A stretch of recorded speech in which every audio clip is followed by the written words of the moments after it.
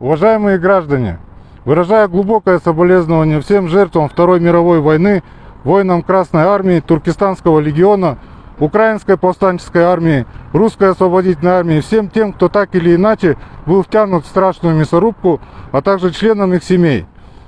Это не было нашей войной. Без нас там не обошлось. Казахи проявили себя как доблестные воины, и они всегда были такими. Такое не должно повториться. Ни германский нацизм, ни русский империализм под маской ленинского социализма, который причинил казахам на порядок больше страданий и жертв, чем эта война. Миллионы умерли от голода, десятки тысяч были репрессированы.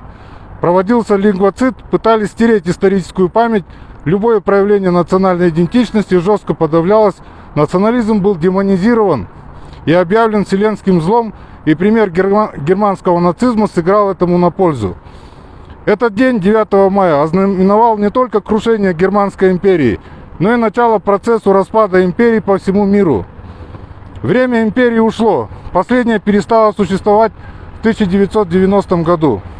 Но до сих пор есть те, кто сожалеет об этом, кто считает образование национальных республик в СССР с правом выхода нелепым недоразумением ленинской политики, а не результатом сложного компромисса. Господин Путин в своем обращении к гражданам России 21 февраля практически объявил курс на фактическое восстановление СССР, помянув добрым словом Сталина. Россия в поиске будущего пришла к своему мрачному советскому тоталитарному прошлому и хочет затащить в него все постсоветские республики.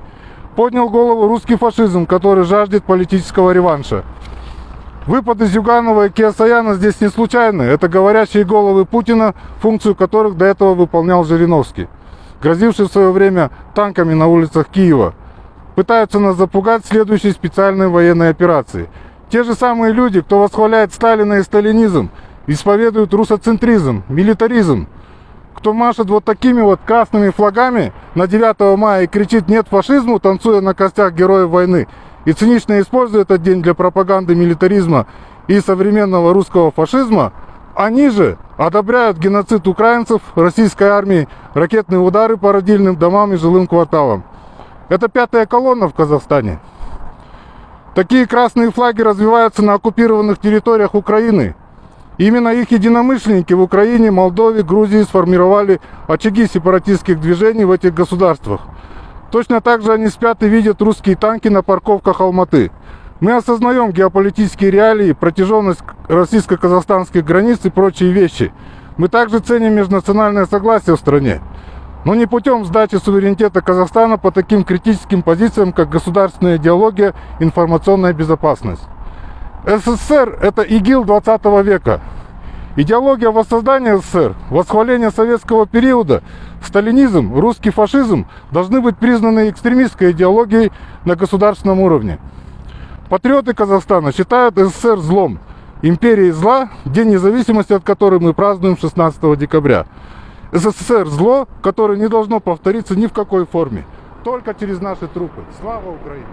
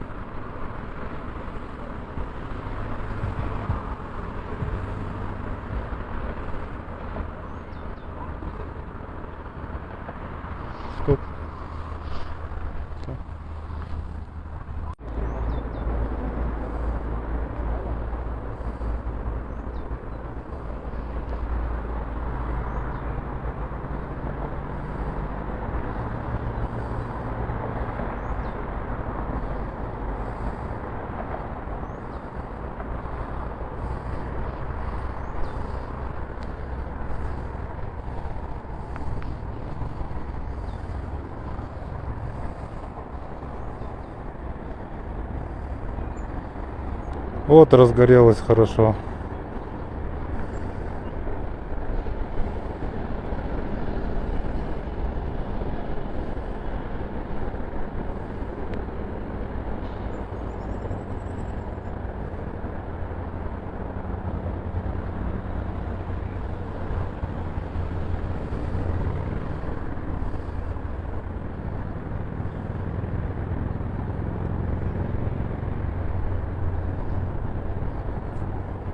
Все, флаг сожжен, нет возврата в колониальное прошлое. Все, спасибо.